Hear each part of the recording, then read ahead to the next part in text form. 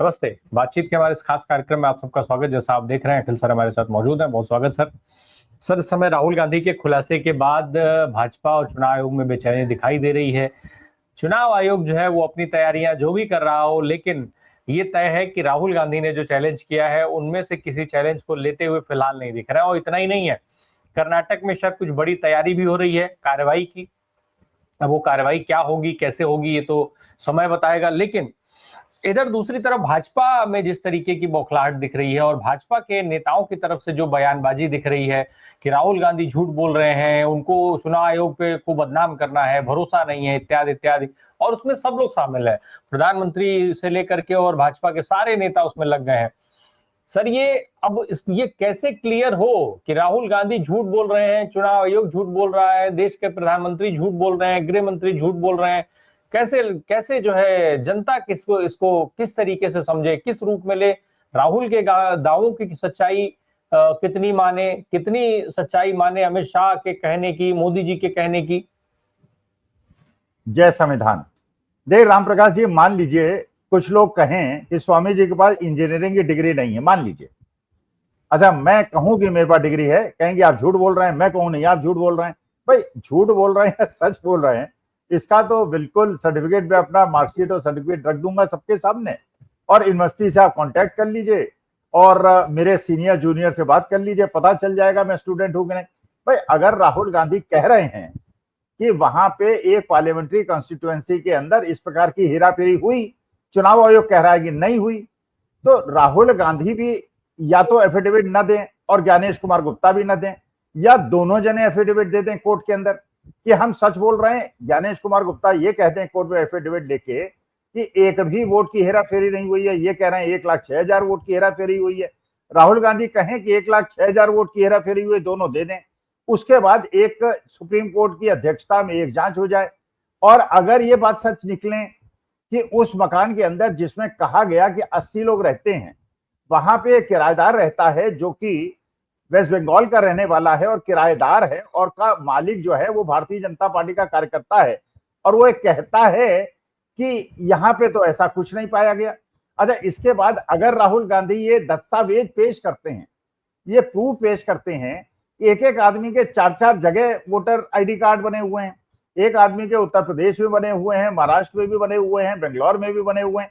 भाई, ये तथ्य ऐसे हैं, ये तो जो राहुल गांधी ने क्लेम किया है ये तो चुनाव आयोग के दस्तावेज हैं। अच्छा, उन दस्तावेजों को सामने रख लिया जाए, आधे घंटे के अंदर सॉल्व हो जाएगा। अगर मुख्य चुनाव आयुक्त जो हैं वहां कर्नाटका के, अगर वो डीके शिव कुमार को बुला लें और सीतारमैया साहब को बुला लें और कहें कि साहब ये है लिस्ट, और आप कह रहे हैं कि इसके अंदर एक एक आदमी के 5-5 जगह वोट हैं और ये नहीं है ऐसा, भाई मानी बात है कि फिर तो राहुल गांधी झूठे सिद्ध हो जाएंगे। फिर तो बिहार का इलेक्शन भारतीय जनता पार्टी को हराने की संभावना ही नहीं बचेगी, ये प्रूव हो जाएगा कि राहुल गांधी झूठ बोल रहे हैं।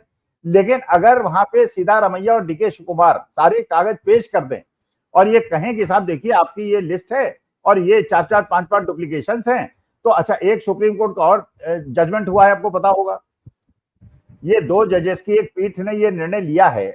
ये प्रश्न नहीं उठता है, ये सुप्रीम कोर्ट ने कहा है, ये प्रश्न नहीं उठता है कि वोट से कोई हारा या जीता। प्रश्न ये उठता है कि जो विश्वास से मैंने उस इलेक्शन के वोट डाला, क्या उसके साथ धोखाधड़ी हुई? क्या संविधान निर्माताओं की ये आशा थी कि इस प्रकार से जो वोटर लिस्ट बनेगी उसके अंदर हेरा फेरी होगी और बेईमानी होगी? भाई, अगर आपके बीएलओज ने गड़बड़ की है, अगर आपके बीडीओज ने गड़बड़ की है, अगर आपके डिस्ट्रिक्ट कलेक्टर्स ने गड़बड़ी की है, तो चुनाव आयोग की इसमें क्या परेशानी है उनको जेल में भेजने के लिए? अगर उन्होंने इस प्रकार की हेरा फेरी, लेकिन वो इसलिए नहीं भेज पाएंगे कि डिस्ट्रिक्ट कलेक्टर और बीडीओ और बीएलओ बता देंगे कि साहब ये तो बेसिकली हमें आदेश था वहां के राजनीतिक दलों का। अच्छा, कल मैं एक कार्यक्रम सुन रहा था, एक इंटरव्यू सुन रहा था, जो मोहम्मद अरशद जो वहां कांग्रेस के विधायक हैं बेंगलोर टाउन से, उन्होंने ये बताया कि उन्होंने तो रंगे हाथ बीजेपी के कार्यकर्ताओं के, जो सारे सरकारी कार्यकर्ता भी नहीं है, सरकारी कर्मचारी भी नहीं है और बीएलओ बनने के अधिकारी भी नहीं है, वो बीएलओ बन के लोगों के इस टाइप से वोटर बना रहे थे, और उसके बाद उन लोगों को जेल भी भिजवाया गया और डिस्ट्रिक्ट कलेक्टर को सस्पेंड भी कराया गया। अब देखिए, कर्नाटका सरकार को जिन लोगों वहां पे इस प्रकार के जिस जिस जगह ये कार्रवाई हुई है, वहां के डिस्ट्रिक्ट कलेक्टर जो उस समय रहे हों, आईएएस हो या कोई भी हो, उनको जेल भेजना चाहिए और उनके ऊपर मुकदमे दर्ज करने चाहिए कि उन्होंने देश के लोकतंत्र की हत्या करने में और हमारे जो विश्वास है उसकी हत्या करने में भाग लिया है। उन सबको जेल, एक दहशत पैदा होनी चाहिए सरकारी अधिकारियों में कि इस प्रकार से संविधान की हत्या करने का अधिकार किसी को नहीं होगा, क्योंकि अगर देश के अंदर लोकतंत्र नहीं बचेगा तो इस देश के अंदर कुछ नहीं बचेगा। तो ऐसा इन लोगों को एग्जाम्पलरी पनिशमेंट मिलना चाहिए। तो ये तो 5 मिनट का काम है। आप राम प्रकाश जी, आप ही को मध्यस्थ बना लें। आप कहिए चुनाव आयोग से कि भैया हमें ये वोटर लिस्ट दे दो, और जिस वोटर लिस्ट में कांग्रेस वाले कह रहे हैं कि इसमें गड़बड़ी हुई है, इनसे कहेंगे प्रूव कर दो इसके अंदर है, उनसे कह दो कि ये वोटर लिस्ट पे है भाई, तो राहुल गांधी ठीक बोल रहे हैं। अगर ये प्रूव होता है कि नहीं वो कोई फर्जी लिस्ट से बना के दे रहे हैं तो राहुल गांधी पे एक्शन ले लो, नहीं तो चुनाव आयोग पे और मुख्य चुनाव। अच्छा, एक और खबर मिली होगी आपको, डीके शिव कुमार ने मुख्य चुनाव आयुक्त कार्यालय में जाके एफिडेविट दे भी दिया है और कह दिया कि ये डॉक्यूमेंट्स हमारे हैं और हम इन पे वी स्टैंड बाय इट। तो अगर वहां के डिप्टी चीफ मिनिस्टर और वहां के इतने बड़े नेता जो कि आज तक चुनाव नहीं हारे और पहली बार उनके भाई को पार्लियामेंट के इलेक्शन में हराया गया है, अगर वो कह रहे हैं कि हमारे दस्तावेज हैं वी स्टैंड बाय इट। अच्छा, राहुल गांधी ने भी ये कह दिया कि जब मैंने मेंबर ऑफ पार्लियामेंट की शपथ ली तो मैंने संविधान की शपथ ली और संविधान की शपथ में मैंने कहा कि मैं झूठ नहीं बोलूंगा, अपने संज्ञान में किसी भी चीज आएगी उसको छुपाने का प्रयास नहीं करूंगा। ये सबने लिए, ये आईएएस अधिकारियों ने भी लिए, कि हर सरकारी अधिकारियों ने लिए। तो राहुल गांधी कह रहे हैं कि मैं ये शपथ एक बार ले चुका हूं कि मैं झूठ नहीं बोलूंगा, तो I stand by whatever I have said, तो मैं उसे स्टैंड करता हूं। और अच्छा, आपको पता ही है भाई, जो गुजरात के अंदर उन पे केस हुआ था, जब उन्होंने ललित मोदी और नीरव मोदी को चोर कहा था, तो उन्होंने कोई एफिडेविट दिया था क्या? एक इलेक्शन रैली में उन्होंने कह दिया था झूठ में, जैसे भारतीय जनता पार्टी वाले कहते हैं। लेकिन वहां पे तो गुजरात के कोर्ट ने उनको दंड दे दिया 2 साल का, उनके लोकसभा की सदस्यता छीन ली और उनके मकान को छीन लिया। तो वहां पे तो आपने एफिडेविट नहीं मांगा था, तो एफिडेविट ज्ञानेश कुमार गुप्ता भी दे दें और एफिडेविट जो है राहुल गांधी भी दे दें, और सुप्रीम कोर्ट के चीफ जस्टिस ऑफ इंडिया अपनी अध्यक्षता में उन दोनों को बुला लें। 1 घंटे के अंदर पर्दाफाश हो जाएगा कि राहुल गांधी सच बोल रहे हैं या ज्ञानेश कुमार गुप्ता सच बोल रहे हैं, और जो दंड, जो गलत बोल रहा हो उसको जेल भेज दिया जाए, वहीं से जेल भेज दिया जाए सीधे 20-25 साल के लिए। हमारी कोई सहानुभूति किसी के साथ नहीं है, ना राहुल गांधी के साथ है, ना ज्ञानेश कुमार गुप्ता जी के साथ है, ना मोदी जी के साथ है। हमारी सहानुभूति तो और हमारा प्यार, हमारा स्नेह इस देश के संविधान से है, इस देश के लोकतंत्र से है, और हमारे वोट को हम चोरी नहीं होने देंगे। इसलिए जो भी झूठ बोल रहा है, और मेरा जो हंच कहता है 6 महीने की रिसर्च के बाद ऐसा हुआ है, 300 लोगों ने 6 महीने मेहनत करके ये निकाला है, मुझे ऐसा लगता है ज्ञानेश कुमार गुप्ता अपने आकाओं को बचाने के प्रयास कर रहे हैं और अपने और राजीव कुमार अग्रवाल को बचाने का प्रयास कर रहे हैं, क्योंकि इतना ज्यादा दही फैल चुका है, रायता फैल चुका है। अब इन लोगों के जेल जाने की नौबत आई है। आज जब मोदी जी चाइना जा रहे हैं, कहीं भी विदेश जा रहे हैं, हर जगह उनसे 2 दिन के अंदर जयशंकर से भी पूछा जा रहा है कि तुम्हारे यहाँ तो इलेक्शन रिग होते हैं, किस डेमोक्रेसी की बात करते हो? बिल्कुल। लेकिन सर, ये केवल एक जगह की बात नहीं है। राहुल गांधी ने तो ओपन चैलेंज कर दिया है चुनाव आयोग को कि आप सारे इलेक्ट्रॉनिक डेटा दे दीजिए, फुटेज दे दीजिए, और हम साबित कर देंगे कि देश में कहां कहां कैसे कैसे आपने चोरी किया है। तो इसका मतलब पूरे देश में सारे ही चुनाव जो है वो संदेहास्पद हो गए, और ऐसे में ये जो सरकारें काम कर रही हैं, ये सारी सरकारें जो है चोरी की बनी हुई सरकारें हैं। तो ये ज्ञानेश कुमार गुप्ता हो या राजीव कुमार अग्रवाल हो, इनके पास रास्ता क्या है? कैसे ये उन चुनौतियों को स्वीकार करेंगे जो राहुल गांधी दे रहे हैं? देखिए, आज तो ये इसलिए स्वीकार कर रहे हैं कि मोदी जी और अमित शाह जी बैठे हुए हैं, भारतीय जनता पार्टी की सरकार है, लेकिन बकरे की मां कब तक खैर मनाएगी? कटेगी तो है। जो राहुल गांधी ने कह दिया, ना बीएलओ को छोड़ेंगे, ना बीडीओ को छोड़ेंगे, ना कलेक्टर्स को छोड़ेंगे, ना ज्ञानेश कुमार गुप्ता को छोड़ेंगे, और ना चुनाव आयोग के अधिकारियों को छोड़ेंगे, और छोड़ना भी नहीं चाहिए। देखिए, जो लोग अच्छा, ये बात तो मैंने राम प्रकाश जी पहले भी आपके कार्यक्रम में बताई है। जब मैं अपने कॉलोनी में वरिष्ठ अंकल, जो वरिष्ठ व्हाट्सएप ग्रुप के अंकल से, उनके साथ बैठ के बात करता था, इतना ज्यादा विश्वास था उनके अंदर कि साहब कुछ भी हो जाए, कांग्रेस की हवा चलती रहे, जीतेगी भारतीय जनता पार्टी। कारण यह है कि जो सेटिंग इन लोगों ने की थी और बेईमानी की थी, और ये वहां पे जाके बीएलओ से हेरा फेरी करके इन्होंने जो वोटर ऐड और डिलीट किए थे, इतना ज्यादा आत्मविश्वास था।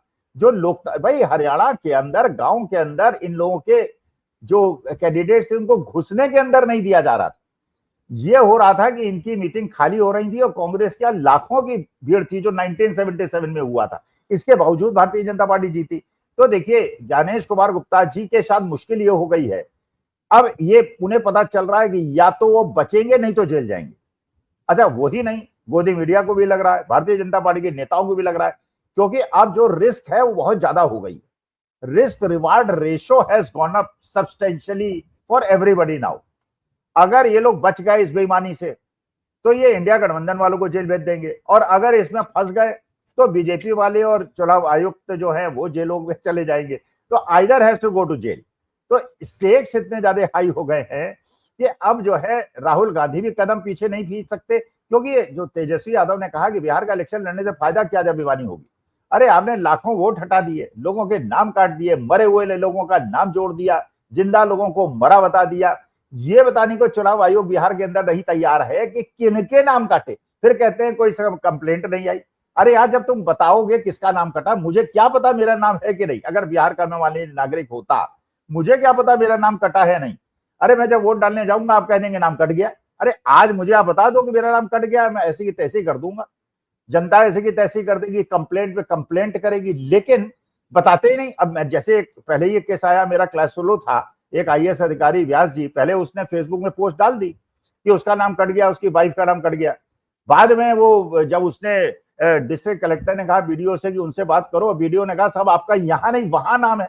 अरे यार प्रश्न ये उठता है कि मेरा जो आइडेंटिफिकेशन नंबर है, जब मैं आपकी वेबसाइट पे उसको लिख रहा हूं तो मेरे को ये चुनाव आयोग को बताना होगा कि आपका जो पोलिंग बूथ है वो चेंज हो गया है। पोलिंग बूथ से इसका क्या संबंध। अरे मैं जब अपना पासपोर्ट नंबर डाल रहा हूं या पैन कार्ड नंबर डाल रहा हूं तो you should give all details. अब ये थोड़ी है कि मैं इनकम टैक्स फॉर्म जमा कर रहा हूं और वहां पे मैं अपना पैन कार्ड डाल रहा हूं तो पता चल रहा, पासवर्ड डाल रहा हूं तो पता चल रहा नहीं नहीं साहब ये उसमें नो रिकॉर्ड फाउंड। अरे मेरी तो सांस निकल जाएगी, नो रिकॉर्ड फाउंड।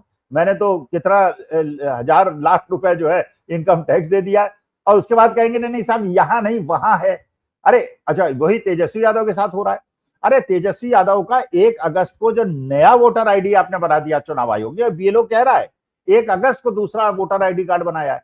अच्छा उसे दबाने के लिए कह रहे हैं कि साहब वोटर आईडी कार्ड सरेंडर करो, जब उसके बाद आईडी कार्ड एक ही है जो ये वाला नहीं है तो सरेंडर कैसे कर दे।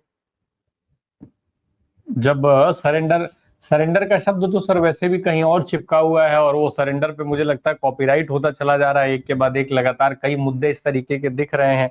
खैर ये जो पूरी प्रक्रिया है सर, राहुल के केवल खुलासों की बात नहीं है। जहां तक चुनाव आयोग की बात है, चुनाव आयोग ये चैलेंज करके कि राहुल इसको ओथ दें, खुद चुनाव आयोग ने अपने को फंसाया है बुरी तरीके से, और रही सही कसर जो है वो भाजपा के तमाम नेता मंत्री निकाल रहे हैं, जो राहुल गांधी को बार बार वो झूठ कह रहे हैं। क्योंकि जितना वो ये कह रहे हैं कि ये झूठ है, उतना ही ज्यादा जो है वो देश की जनता चुनाव आयोग की वेबसाइट पर जा करके नाम सर्च करने लग गई है। स्थिति ये है कि तमाम स्टेट्स की वेबसाइट को बंद करना पड़ गया है चुनाव आयोग को। तो ये आग में घी खुद सरकार और चुनाव आयोग डाल रहे हैं, राहुल की बात पर मुहर लगा रहे हैं एक तरीके से। और एक और चीज हुई है सर, इंडिया टुडे उस घर में पहुंच गया है जिस घर का जिक्र राहुल गांधी ने किया।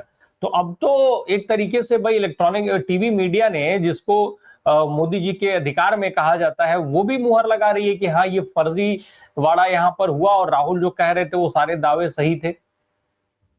भाई गोदी मीडिया कब तक इनका साथ दे पाएगा, गोदी मीडिया इनका कब तक साथ दे पाएगा। और ये देखिएगा एक एक करके जिस दिन इनके नाव में छेद हुआ वो छेद होते चले जाएंगे, पानी भरता चला जाएगा। लेकिन देखिए अभी तक तो इन्होंने दहशत पैदा कर रखी है, ये दहशत कब तक चलेगी। देखिए ये बात तो बिल्कुल स्पष्ट है कि अगर राहुल गांधी या कांग्रेस कोई क्लेम कर रही है और प्रेस कॉन्फ्रेंस में क्लेम कर रही है, 200 जर्नलिस्ट के सामने क्लेम कर रही है, तो एफिडेविट तो है ही। भाई ये कौन देश की 5 करोड़ लोगों ने राहुल गांधी की लाइव जो टेलीकास्ट थी उस दिन की प्रेस कॉन्फ्रेंस की, पूरे वर्ल्ड के अंदर 5 करोड़ लोगों ने देखी है। अच्छा मान लीजिए आज चुनाव आयोग ये सब झगड़ा छोड़ दे, एफिडेविट दीजिए, ये दीजिए वो दीजिए, ये तो 5 मिनट का काम है चुनाव आयोग के लिए। जो राहुल गांधी कह रहे हैं कि सच कह रहे हैं कि झूठ बोल रहे हैं, उसके बाद राहुल गांधी को झूठा सिद्ध कर दें और जेल भेज दें, क्या परेशानी है। लेकिन ये चाह रहे हैं कि जो पहले दहशत पैदा कर दी थी, और राहुल गांधी ने एक ही काम किया है पिछले 11 महीने के अंदर, डरो मत कह के उन्होंने लोगों के दिल से डर निकाल दिया है। अब जो है देखिए डर एक जब बहुत सीमा से बढ़ जाता है, जैसे वो था ना शेर, ये डर जब बहुत ज्यादा बढ़ जाता है तो फिर वो महसूस ही नहीं होता, फिर तो आदत सी पड़ जाती है। अब लोगों को आदत सी पड़ गई है इनकी घुड़कियों की, इनकी धमकियों की, ईडी आ जाएगी, ईडी आ जाएगी, सीबीआई आ जाएगी, जेल आ जाएगी। अब लोग कहते हैं यार देखो, देश के लोकतंत्र और संविधान को बचाने के लिए जान चली जाए तो ईडी सीबीआई हुआ तो छोड़ दो। अभी ईडी सीबीआई इनका साथ छोड़ेगी। अच्छा, एक और रामप्रकाश जी देखिए आप, मोदी जी का हास्यास्पद कदम देखिए आप। अब ये 30 तारीख को चीन जा रहे हैं। जिस चीन के लिए ये आरोप लगाया करते थे विपक्ष पे और कम्युनिस्ट पार्टी पे और कांग्रेस पार्टी पे, 30 तारीख को शी जिनपिंग से मिलने जा रहे हैं। अच्छा, उधर डोनाल्ड ट्रंप ने 2 और बम फोड़ दिए हैं। उन्होंने स्पष्ट रूप से कहा don't invest in India, don't invest in India. दूसरा उन्होंने कहा डोंट एम्प्लॉय इंडियंस।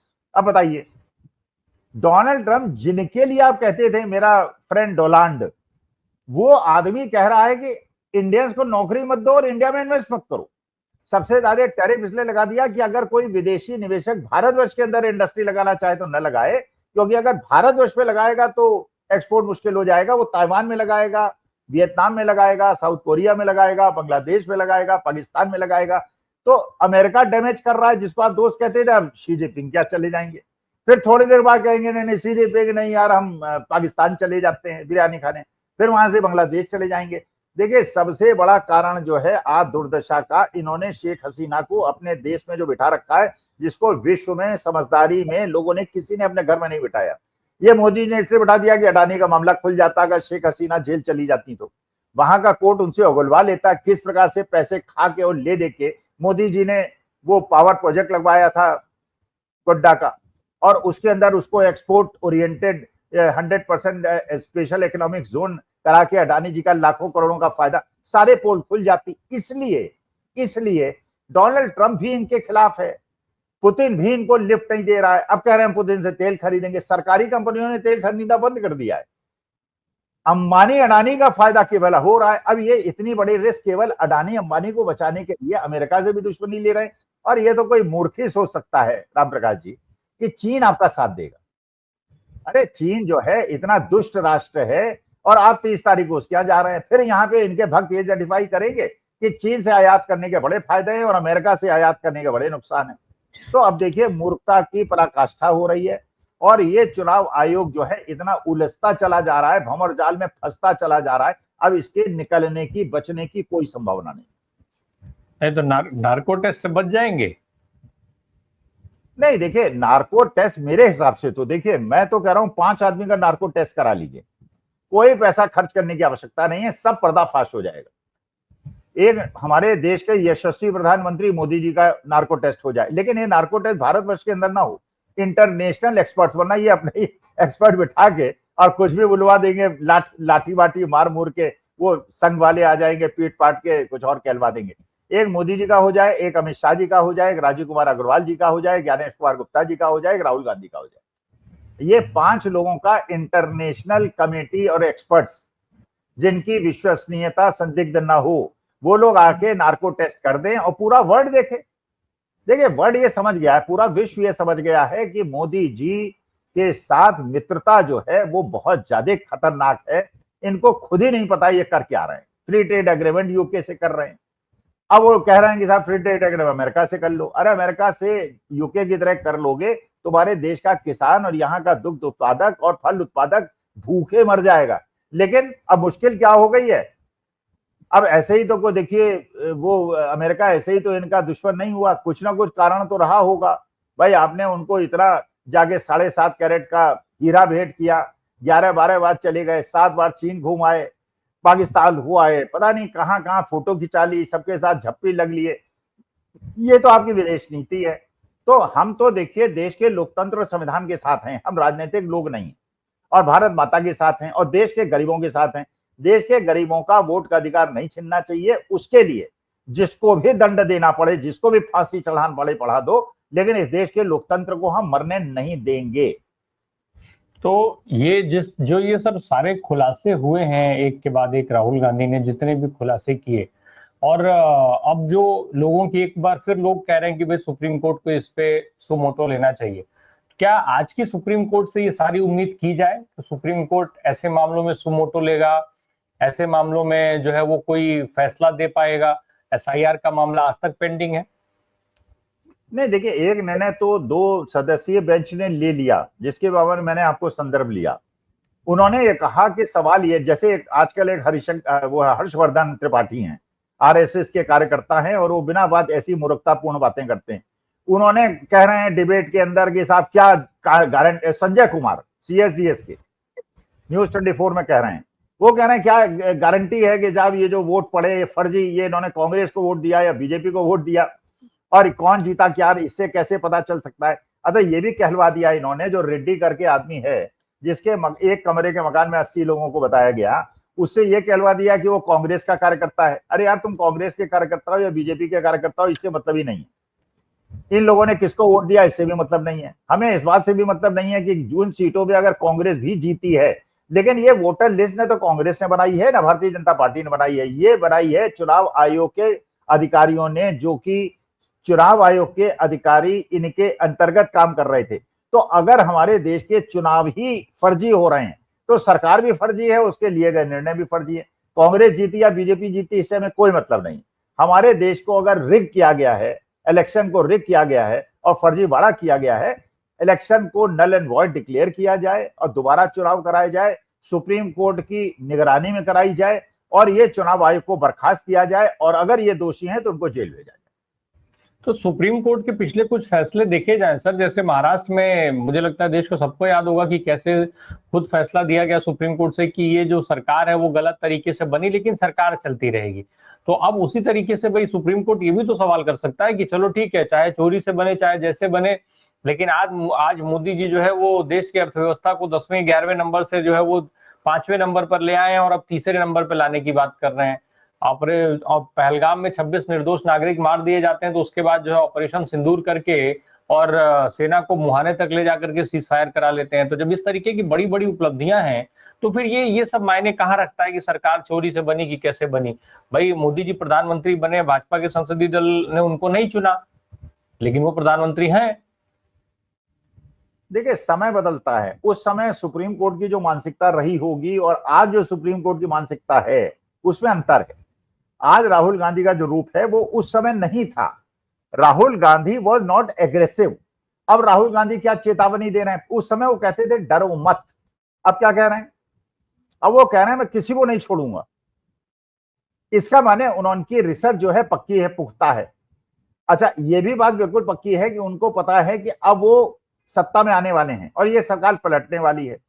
अब सुप्रीम कोर्ट के जजेस को भी ये सोच रहे होंगे कि अगर कुछ इधर उधर किया, देखिए अगर आप संविधान को हाथ में लेंगे, और ये गवाई साहब कह चुके हैं, जस्टिस गवाई कह चुके हैं, न जज ऊपर रहे, न सुप्रीम कोर्ट ऊपर है, न लोकसभा ऊपर है, सबसे ऊपर संविधान है।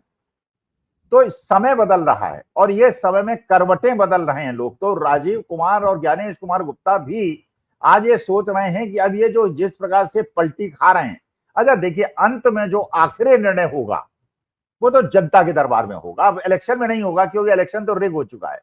अब ये 17 तारीख को राहुल गांधी जा रहे हैं। आपने देखा होगा बेंगलोर की मीटिंग राहुल गांधी की, लाखों लोग इकट्ठा थे, उत्साहित लोग इकट्ठा थे, क्योंकि उन्हें लगा कि जो उत्तर प्रदेश के श्रीवास्तव साहब वहां जाके वोट डाल रहे हैं, पंजाब के लोग डाल रहे हैं वोट, हरियाणा के लोग डाल रहे हैं, तो इसका माने कन्नड़ी वोट का तो कोई महत्व नहीं रह गया।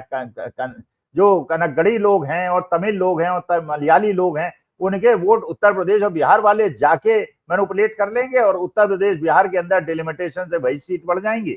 तो इसका माने साउथ की कोई रेलेवेंस नहीं रही। तो इंटरफेरेंस जो साउथ के अंदर नॉर्थ का हो रहा है, इसका भी प्रत्यक्ष प्रमाण मिल रहा है। तो देखिए, समय हो तो बलवान।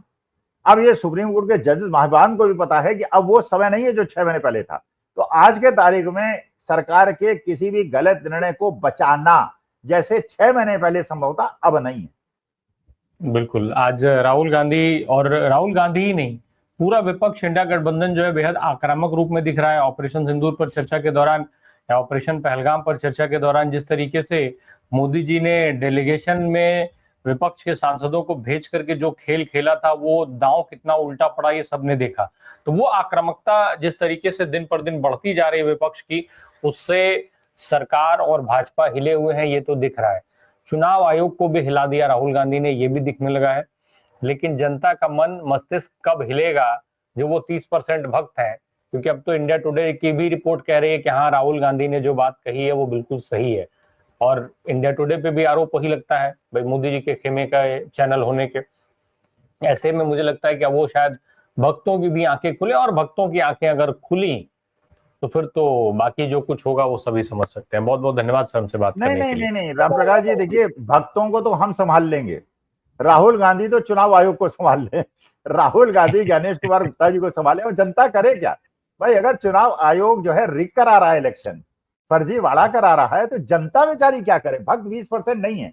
वो जो राहुल गांधी ने कहा कि ये जस्टिफाई करते हैं इलेक्शन जीतने का, बड़ा स्ट्रॉन्ग नेटवर्क है साहब, भक्त बहुत हैं, आरएसएस के लोग हैं, लाडली बहन योजना ने काम कर दिया, ये सब कुछ नहीं करता, इलेक्शन की रिगिंग हो रही है। आप उन्हें संभाल लें, भक्तों को हम संभाल लेंगे। और भक्त जो है, जैसे होता है ना पिक्चरों में, 5 गुंडे आते हैं, पूरे गांव गौड़ाते हैं, जब गांव वाले दौड़ाते हैं तो बंदूक बंदूक लाठी वाठी लेके भाग जाते हैं और लोग पटक पटक के मारते हैं। तो वो हम हिंसा में तो बिलीव नहीं करते, गांधीवादी लोग हैं।